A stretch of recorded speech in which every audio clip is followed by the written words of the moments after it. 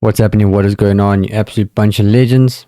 You just saw that notification. Make sure you check out Blender Kit, link in the description, which is not sponsored though. But what I'm going to do in this video is I'm going to show you how to create a procedural rubber material in Blender. Really easy to create, really simple. Let's get into it.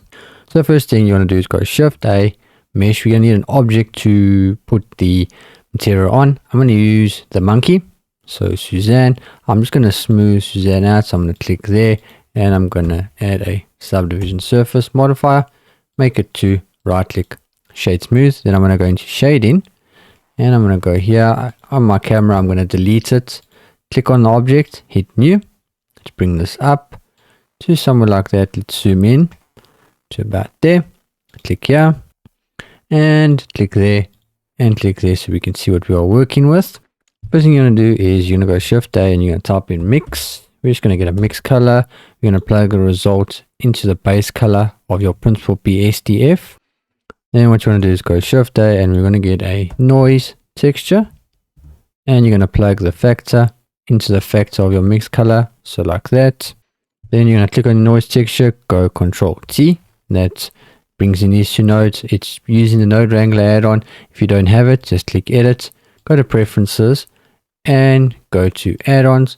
And just type in node and it should come up there and it's over here. If you don't have it, click get extensions and just search for it over here and then make sure you click there and you save your preferences and it will work if you press Ctrl T. Now just make sure that you select that object first, so your noise texture, and then press Ctrl T, because if you're not selecting anything and you press Ctrl T, it won't work. Then what you want to do is take the object and plug it into the vector of the mapping.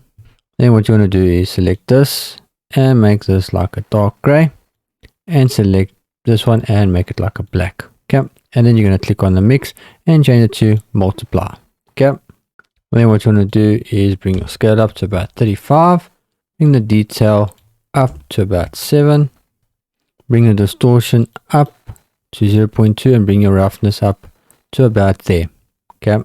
Now what you're going to do is you're going to need to get a color ramp. So it's type in Shift A, type in color and plug the color into your roughness. Then what you want to do is go Shift A and get another noise texture. So click there and plug the factor into the factor of the color ramp. And then same thing, you're going to take this mapping node and plug it in to the vector of your other noise texture. Then what you want to do is let's bring this black slider in to about there. It just kind of makes it a little bit smoother and just gives it a little bit of more detail.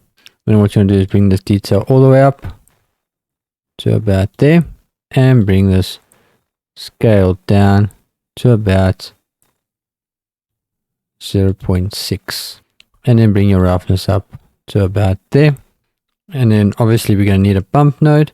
So Shift A, type in bump and we're going to get a bump node. We're going to plug the normal into normal of your principal BSDF like that. Let's move this here, let's move this there, just make things look a little bit better. And then we're going to need a third noise texture. So Shift A, noise texture. You can see noise texture is used for quite a lot of things. Plug the factor into the height of the bump node. Now it looks kind of weird. And then same thing, we're going to use this mapping and we're going to plug it in to there as well. And now it looks a bit funky, so let's bring the strength down to about 0.2 and the distance, let's bring this down to about there. Actually make it 0.4. And then you can see it looks kind of weird. We want to bring the scale all the way up quite a lot, so about there, something like that.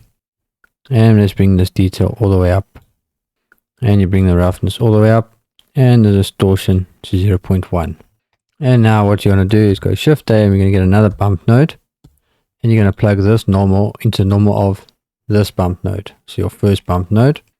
Then what you want to do is go Shift A and get a color ramp and plug the color into the height of your second bump node. And then what you want to do is go Shift A and we want to get another noise texture and you're going to plug the factor in here. And same thing, you're going to take this vector of the mapping and plug it in to there. And then with your second bump node, you're going to click invert, bring the strength down a little bit, and bring this distance to 0.1. And then what you want to do is you want to bring this into somewhere like that and bring this black slider in quite a lot. And then you want to bring the scale down to about there. So you can see something like that. And bring the detail up all the way. And the roughness, bring it up as well. So you can see we've got something like this now. So it's kind of looking a little bit kind of weird. You want to play with the scale. You want to bring it somewhere like that. And just play with your,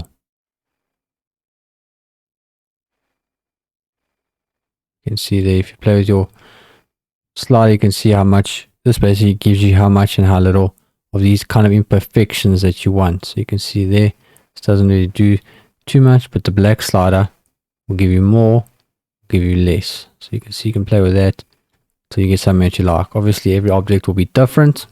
And then bring this down and bring the distortion up to 1. And it just gives you something like this. And just give you a bit of imperfections. You can see there.